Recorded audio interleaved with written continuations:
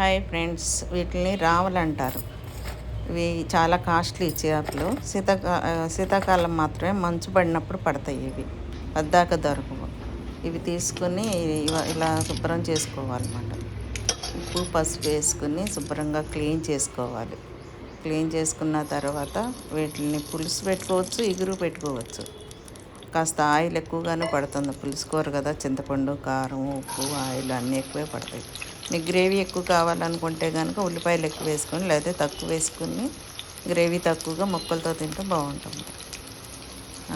ఉప్పు నూనె వేసిన తర్వాత ఉల్లిపాయ పచ్చిమిరకాయలు ఎక్కువ వేసుకోవాలి. బారు కోసుకుంటే పులుసు కూరలో పులుపు పట్టి పచ్చిమిరకాయ కూడా చక్క పుల్లగా బాగుంటుంది అన్నంలో తింటే.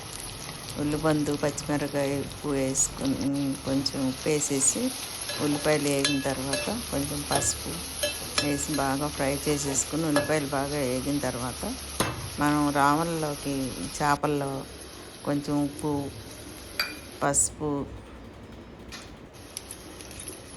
కారం వేసి అల్లం వెల్లుల్లిపాయ పేస్ట్ అవసరం ఇందులోకి. కావాలంటే వేసుకోవచ్చు, అలవాటు ఉండేవాళ్ళు. మేమైతే అల్లం వెల్లుల్లిపాయ పేస్ట్ పులుసు కూరలో వేయండి. కారం ఎక్కువగా వేసుకోవాలి, ఎందుకంటే పులుపు కదా, కారం ఎక్కువ పడుతుంది. 3 వేసేసి ఉప్పు పసుపు కారం వేసేసి చక్కగా చేపలకు పట్టించేసి ఉల్లిపాయ పచ్చిమిరపకాయ వేగిన తర్వాత అందులో వేసేసి మూత పెట్టి 2 నిమిషాలు సిమ్లో పెట్టుకుంటే అందులో ఉన్న నీళ్ళు బయటకు వచ్చేస్తాయి.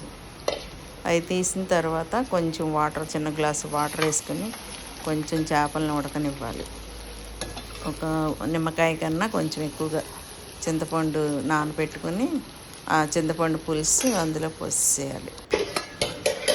గరిటె పెట్టుకోకుండా జాగ్రత్తగా తిప్పుకోవాలి. క్లాత్ పట్టుకొని గిన్నెనే తిప్పాలి తప్ప గరిటె పెట్టకూడదు. ఈ కూరలు ఊరికే వదిలిపోతాయి. చేప మొల చూసారా, చేప అంతే సైజు ఉంటాయి, ఇంకొంచెం పెద్దగా ఉంటాయి అన్నమాట. అవి చేపగా కావాలనుకుంటే కనుక అలా ఉంచేసుకోవటమే, లేదనుకుంటే 2 ముక్కలు చేసి వండుకోవచ్చు. ఇగురు కూర అయినా చింతపండు పులుసు వేయకుండా అల్లం వెల్లుల్లిపాయ పేస్ట్ వేసుకుని వండుకోవాలి.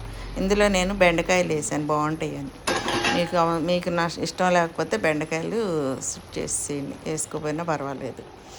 బెండకాయలు వేసి పులుసు పెడితే అవి తినేటప్పుడు కూడా బాగుంటాయి అని చెప్పేసి వేసాను నేను.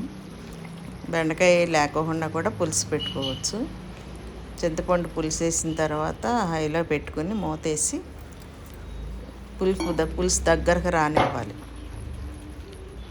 బాగా దగ్గరకు రానిచ్చి చక్కగా నిదానంగా తిప్పుకుంటూ అడుగు పట్టుకోకుండా క్లాత్తో గిన్నె పట్టుకుని తిప్పుతూ ఉండాలి. గరిటె పెట్టకూడదు. గరిటె పెడితే చేపల కూర ఏదైనా సరే మొక్కలు చితికిపోయి పాడైపోతాయి. అడుగు అంటుకోకుండా నిదానంగా తిప్పుకుంటూ ఉండాలి. అడుగు అంటుతుంటే కొంచెం సిమ్లో పెట్టుకొని కొంచెం అలా పట్టుకుని గిన్నెని కదిపితే అడుగు పట్టుకోకుండా ఊడొచ్చేస్తుంది అన్నమాట. నిదానం కొత్తిమీర వేసుకుని ఆయిల్ తేలేదాకా అట్టు పెట్టుకుని ఆయిల్ తేలిన తర్వాత కొంచెం ఉప్పు అది చూసుకొని ఉప్పు సరిపోతే మీకు కట్టేసేయచ్చు. ఇంకా అది చక్కగా చేపల కూర 2 రోజులు, ఈ చేపల పులుసు 2 రోజులైనా బాగుంటుంది. చల్లారిది వేడి తినే కంటే చల్లారిన చేపల కూర అయితే చాలా బాగుంటుంది అన్నమాట. బాగా చల్లారిపోయినాక తినండి, చాలా బాగుంటుంది. మీకు నచ్చితే ఒక లైక్ చేయండి.